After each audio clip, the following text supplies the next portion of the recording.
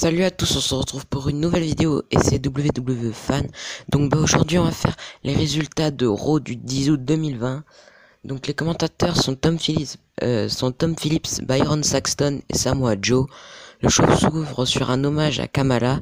Les commentateurs nous souhaitent ensuite la bienvenue et présentent les combats que nous ferons ce soir. On retrouve Samoa Joe sur le ring devant une table pour la signature de contrat pour SummerSlam. Joe dit qu'il a participé à de nombreuses signatures de contrats, mais ce soir est spécial puisque deux contrats seront signés.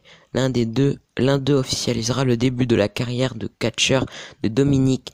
Joe nous présente Seth Rollins qui arrive avec Murphy, puis Dominic Mysterio qui arrive avec un kendo stick.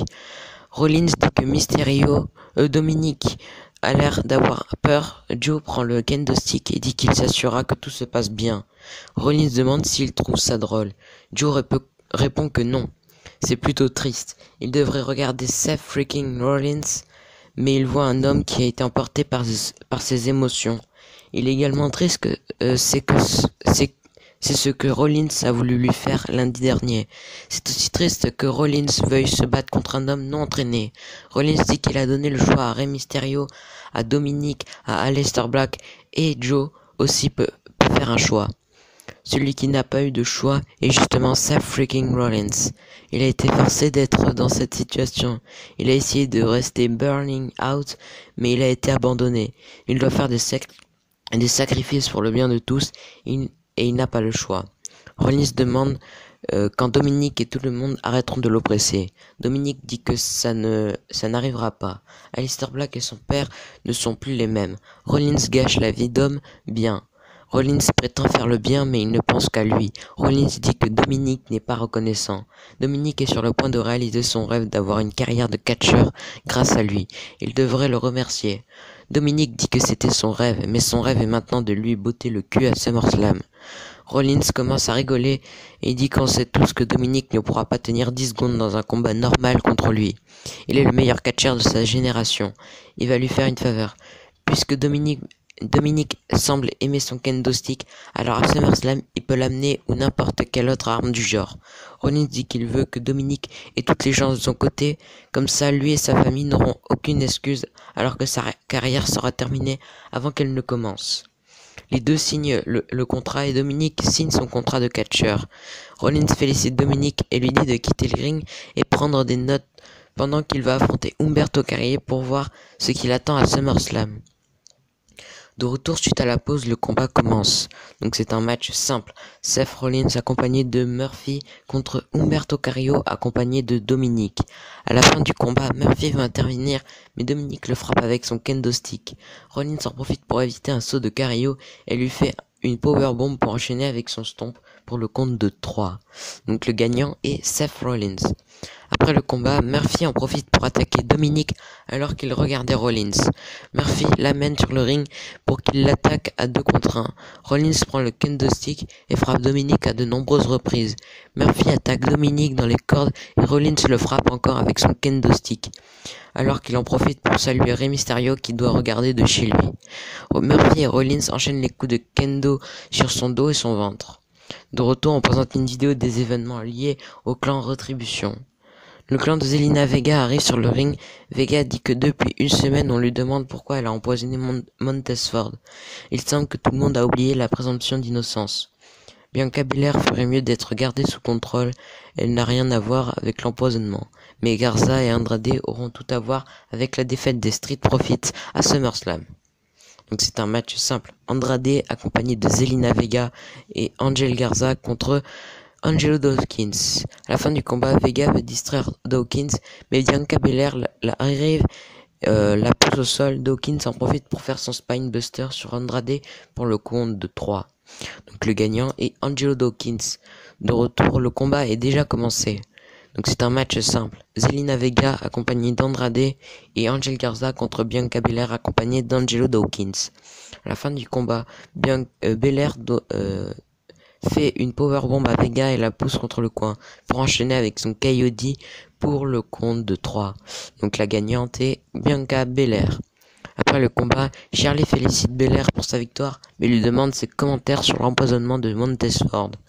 Belair dit que Vega peut continuer de jouer, mais on sait tous ce qu'elle a fait. Si Vega ne change pas, elle la retrouvera sur sa route. Dawkins dit que SummerSlam aura lieu dans 2 semaines, et Ford sera de retour en force. De retour, la Hurt Business est sur le ring pour un VIP lounge.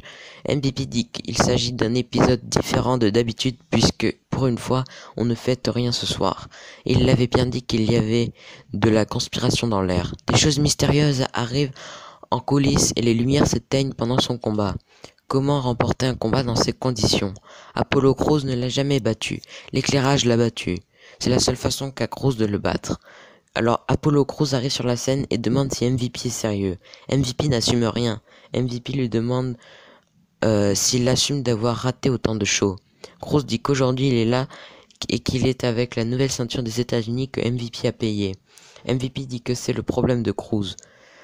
Il voulait l'aider mais Crews prend de mauvaises décisions, encore et encore, comme celle de venir ici en 1 contre 3. Crews s'approche du ring et dit qu'il va s'occuper d'MVP qui parle de sa famille. La seule lumière qui va s'éteindre à SummerSlam sera celle de MVP. Crews évite Lashley et Benjamin qui voulaient l'attaquer et monte sur le ring pour frapper MVP. Crews lance ensuite le sofa en direction de la Hurt Business qui l'évite. De retour, le combat est déjà commencé, donc c'est un match simple qui n'est pas pour le titre. Shelton Benjamin accompagné de MVP et Bobby Lashley contre Apollo Crews. À la fin du combat, Lashley veut intervenir mais Crews le frappe. Benjamin en profite pour faire un roll-up à Crews pour le compte de 3. Donc le gagnant est Shelton Benjamin. Après le combat, Lashley va appliquer sa full Nelson à Crews mais MVP l'arrête.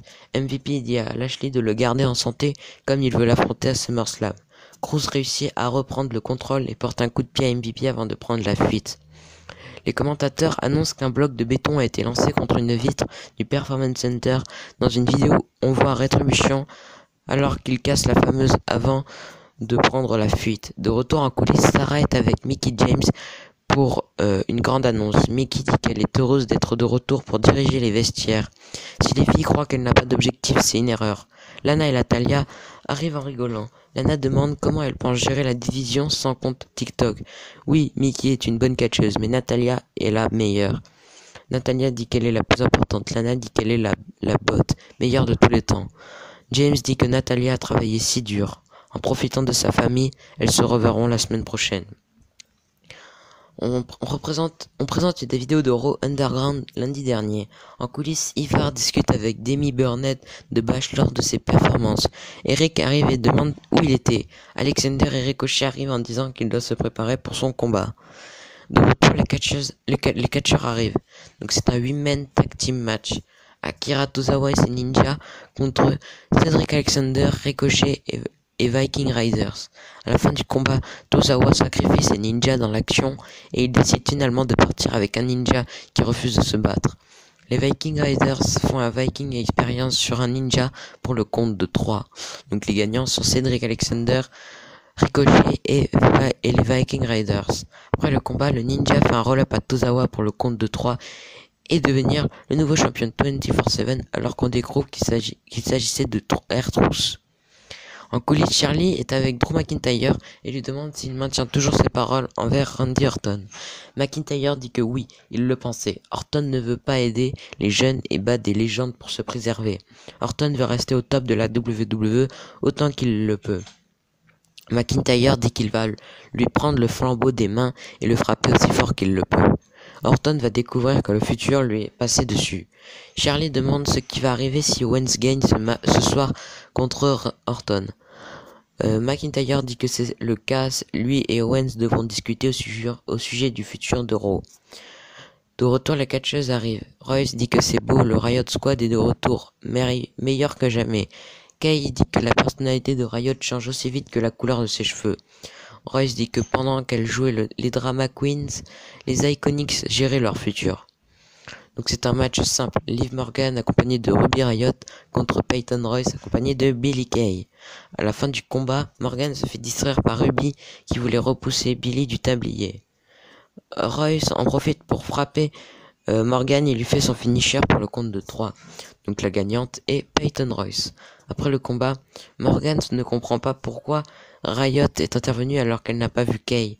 En coulisses, Shane McMahon arrive devant la porte de Raw Underground et dit que le show va commencer. De retour, Cal Bloom et Riddick Moss s'affrontent sur le ring de Raw Underground. Moss gagne le combat par KO et Shane McMahon nous dit de rester branché pour la suite. Donc c'est un match simple. Si Asuka gagne, elle pourra affronter Sasha Banks à SummerSlam. Asuka contre Bayley accompagnée de Sasha Banks. Donc à la fin du combat, Bayley fait une Sunset Powerbomb contre le coin à Asuka et se moque de la pose de Kairi Sane. Mais Asuka la surprend avec son Asuka Lock pour la faire taper. Donc la gagnante est Asuka par soumission. Donc après le combat, Sasha va attaquer Asuka mais elle quitte le ring rapidement. On retourne à Raw Underground alors qu'Arturo Ruas bat un homme par KO. On retourne à Raw Underground alors que Dabba-Kato bat un homme en lui écrasant les testicules. Shayna Baszler monte sur le ring, mais Shane McMahon demande si une femme veut l'affronter. Personne ne monte sur le ring. Baszler décide d'aller chercher une femme pour la rouer de coups. Deux autres femmes montent sur le ring, mais Baszler les repousse et gagne. Shane McMahon nous remercie en disant qu'on se retrouve la semaine prochaine pour une 3e édition. Dans le parking, Rétribution brise une voiture. Donc c'est un match simple. Randy Orton accompagné de Ric Flair contre Kevin Owens. À la fin du combat, Owens couvre Orton après un senton, mais il résiste. Owens se prépare pour un stunner, mais Orton le repousse et lui fait un RKO pour le compte de 3. Donc le gagnant est Randy Orton. Après le combat, Orton et Ric Flair célèbrent ensemble sur le ring, mais Orton prend le micro. Orton dit à Flair de rester quelques minutes sur le ring, il aimerait lui demander une faveur. Orton lui dit de rester quelques minutes car ils doivent parler et célébrer. De retour, Orton et Flair sont toujours sur le ring. Orton dit qu'ils auraient raison d'être fâchés contre Ric Flair, mais il n'y arrive pas. Le combat contre Kevin Owens n'était pas nécessaire. Il s'est retrouvé dans ce combat car l'ego de Flair a été touché. Il connaît bien Ric Flair, le joueur le plus salaud du jeu. Depuis des années, Flair était là pour le protéger et lui apprendre plein de choses. Flair est la raison de pourquoi il est encore sur le ring après 20 ans. Il ne peut pas être fâché contre Ric Flair. En 2003, il était dans le trouble à 22 ans et Flair était là pour le sortir des problèmes. Il a du respect pour Flair et il l'aime. Mais aujourd'hui, il n'a plus de respect et il ne l'aime plus. Ric Flair retarde sa carrière et il comprend maintenant pourquoi Flair l'a pris sous son aile. Flair souhaitait qu'il ait le fils dont il souhaitait avoir. Orton dit que Flair est seulement bon pour pleurer maintenant. Orton l'invite à pleurer comme un bébé, comme toujours. Il n'est plus le Ric Flair qui lui apprend des choses, c'est un Ric Flair sous un stimulateur cardiaque pour faire battre son cœur ou qui tombe dans le coma. Orton dit qu'à SummerSlam, il allait devenir un 14 fois champion, mais Ric Flair ne fait que penser à lui. Flair prend le micro d'Orton et dit qu'il prend ça très personnel, et il l'a bien écouté. Flair dit que, premièrement, le Ric Flair de l'époque n'est plus là. Est-ce qu'il aime la lumière? Oui. Est-ce qu'il aime appeler Orton le meilleur? Oui. Est-ce qu'il aime partager la lumière à son âge? Oui. Il veut l'approbation d'Orton. Et il veut être là lorsqu'Orton va remporter son 14e, 15e ou 16e titre. Il veut voir Orton battre son record et non le record de John Cena. Flair dit qu'Orton a atteint le sommet de l'échelle. Il est le meilleur du business. Il aime être avec Orton. Flair dit qu'il s'est retrouvé dans le coma et il s'est réveillé en réalisant que c'était important de dire à tout le monde qu'il l'aimait. Il voulait venir ici pour profiter de la vie avec tout le monde. Oui, il est Ric Flair, mais il est un grand fan d'Orton. Il sera celui qui va briser son record. Orton et Flair se font un câlin, mais Orton lui fait un low blow. Orton veut se préparer pour faire un punt kick, mais les lumières s'éteignent. Les lumières s'allument, mais se referment encore, et Orton fait son punt kick. Drew McIntyre arrive et Orton prend la fuite sur la scène. Les médecins arrivent pour s'occuper de Flair. Le show se termine avec Orton et McIntyre qui se regardent alors que McIntyre promet qu'il va le blesser à SummerSlam. Donc voilà, c'était tout pour cette vidéo. Résultat de Raw 10 août 2020. Donc c'était WWFan. Abonnez-vous, lâchez des pouces bleus, des commentaires. Allez, bye.